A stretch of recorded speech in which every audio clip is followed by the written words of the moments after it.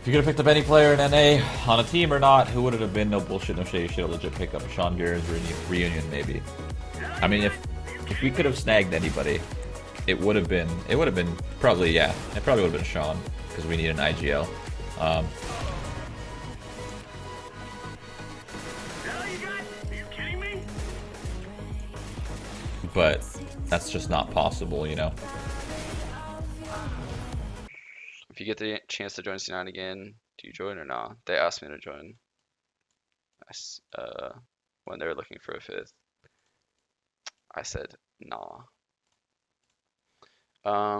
Okay. Okay. I guess I'll talk about it now. So yeah. Definitely that loss to Kingwin at the Cologne Major was probably the most heartbreaking thing.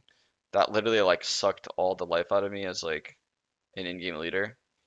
I mean, I definitely gave it my all, obviously, for the next major at Cluj, but it was at that point where I got like really disheartened with the loss because. So to say we were like prepared for that game would be a massive understatement. We literally knew everything Kingwin was gonna do, and we knew what we were gonna do. We boot camped in fucking Cologne, like. But we just made so many fucking errors that game. Holy shit.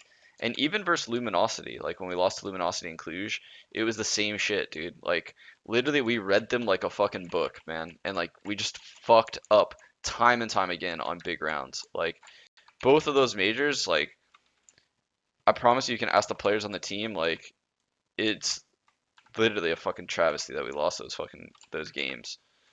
But the Cologne one versus Kingwin was by far the worst because we literally, so during the boot camp, we scrimmed against Kingwin and I recorded a demo of it. One's out mid right now. And I went back and I rewatched the demo on Dust 2 the night before with the team. And I watched it with like the in-game wall hack that CSGO has. Like I typed whatever the fuck that command is to like let you see like the wireframes through the walls, and I literally like knew all their strats. Like I was like predicting what they were gonna do like as they were fucking throwing nades, and like their shit was just so basic, man. And it's just I don't know. We were so ready for it. They won an eco at like 13-13 where we knew they were going B. We had 3 guys on the B side of the map. I don't know, man. It was just a very emo loss. You kind of hinted about the stress there. You kind of keep making these same mental mistakes. There have been rumors about you potentially falling back to a coaching role in Cloud9. Would that give you more flexibility to really work out those issues? I don't even know. Honestly, it's stuff that I've tried to like iron out for like, I mean, forever now. So hopefully, I don't know, maybe. Any truth to those rumors?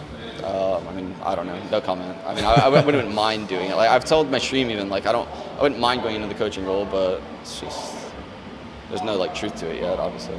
All right. Just a couple more questions before I let you go. You were one of 3 US teams here in this tournament, and a lot of people kind of felt like Cloud9 had the easiest group of all 3 US teams. We did. You did. You would agree with that? Yeah. And so you don't feel it's? I guess there was this expectation that you would advance. Did that add pressure at all? No, not at all.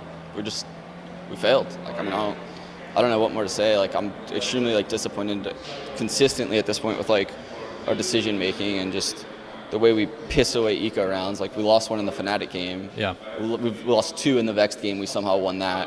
We lost, I think 2 or 3 against Luminosity. Like that's insane. Yeah. How the? Sorry, I'm not even gonna say that. Almost. Not a problem. I don't get it. Like same shit time after time. Sorry. Last question, and no worries about the swearing. And I don't like asking this question because it implies instability, but people always speculate, so I feel I have to, you know. After yet another group stage exit, people are going to be wondering about roster changes. Is that something you guys would consider after such a cool streak?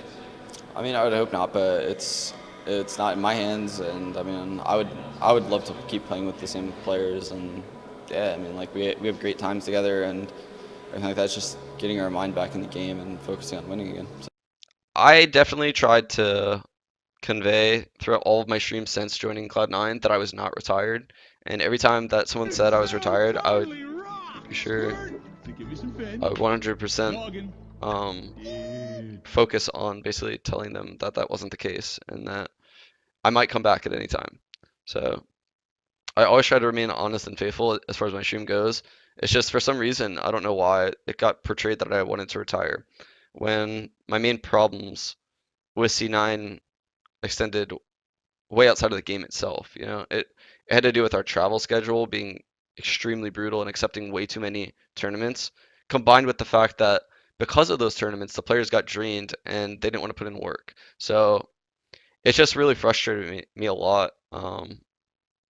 That I would be like waking up like watching demos every day, and towards the end of my time on Cloud9, like I really wanted to win going out because I told the Cloud9 guys that I wanted to coach, and basically like when I was waking up every morning watching these demos and DMing, and people might have remembered that I was DMing like 1,000 kills a day before the last major. And it was really disheartening to see that people were drained, and I understand that people were drained, but I don't get that feeling. You know, I never, even if I'm drained and like burnt out, I still want to give it my all, you know, like I may not want to be there, but I'm still there kind of thing. And it rubbed me the wrong way. And that's ultimately probably those two reasons combined were the reason why I didn't want to be the Cloud9 coach. But like I said, it is mainly due to the travel schedule and the schedule that we were operating under.